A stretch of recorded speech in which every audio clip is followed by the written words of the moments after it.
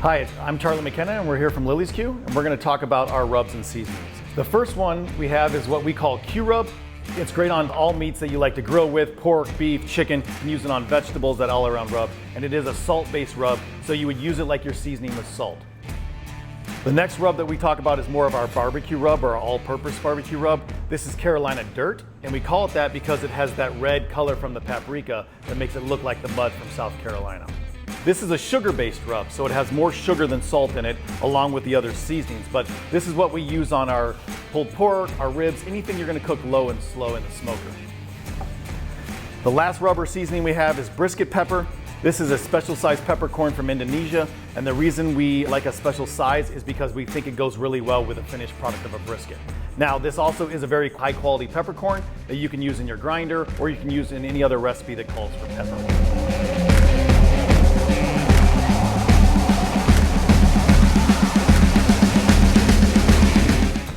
So now we're going to talk a little bit about seasoning an actual piece of meat. We have here is a nice bone-in tomahawk prime ribeye. You can see the intermuscular fat. That's where all the flavor is this fat that's within the proteins. So we have a very nice piece of meat here. Now, when we're talking about seasoning meat, one of the things that I really like to do is I really like to have these shakers, right? And the reason why is because I can get a more even spread of the seasoning over the meat, and I can put the seasoning in exactly the right spots I want it. I do like a little bit more seasoning on the fat because that tends to melt and then some of that seasoning kind of falls off. So we're gonna season the steak. One of the other things I don't wanna do is the nickname for these are rubs, but what you don't wanna do is season the steak and then rub it actually in.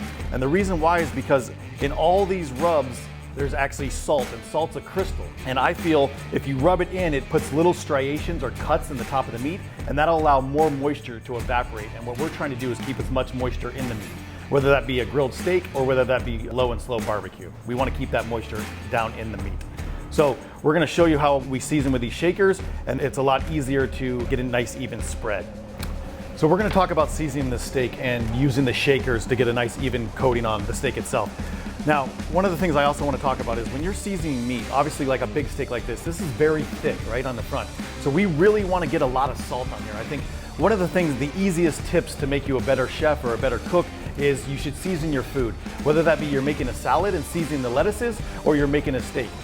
Now you also have to season appropriately. So the idea behind this is we're trying to get seasoning and rub penetration into the middle of the meat.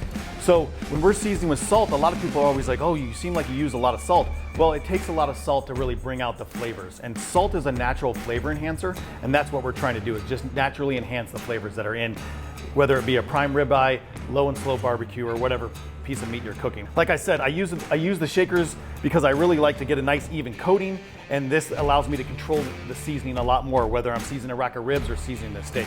So as you can see, as I season this and shake it, I shake it from above, sort of like it's snowing. And you can see the steak is basically turning white. Now that's a decent amount of salt, but like I mentioned, I'm trying to get the salt to penetrate all the way through as it cooks into the middle.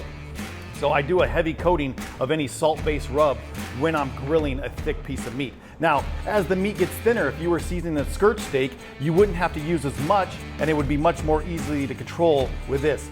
As well, with the shaker, you can tell that I have less waste of the actual rub and I get more rub on the meat, right? So that's gonna save you some costs when it comes to buying seasonings and rubs, which are obviously very expensive. So as you can see for this steak, I gave it a nice seasoning of salt and our Q Rub, or salt, pepper, garlic. If I was doing this steak for cooking, I would also use the brisket rub, and you can tell I would do the same thing because I wanted an amount of pepper on there that I want, and this allows me to be more exact. Now, when I like to season meats, one of the things that I do is, like I mentioned before, I do not rub this seasoning or rub in because the salt crystals will make little striations that allow more moisture to evaporate. But I will allow this steak to sit maybe for 3, 4, 5 minutes before I go to flip it and season the other side. And as salt sits on the steak, you can see it kind of has that, it brings that moisture to the top, and that allows the rub to stick a little bit better if you allow it to sit for a few seconds. Those are a little bit of tips and tacks that we have with our seasonings and rubs. For more tips, recipes, and products, you can follow us on YouTube and Instagram, or you can go to lilysq.com. Thank you so much.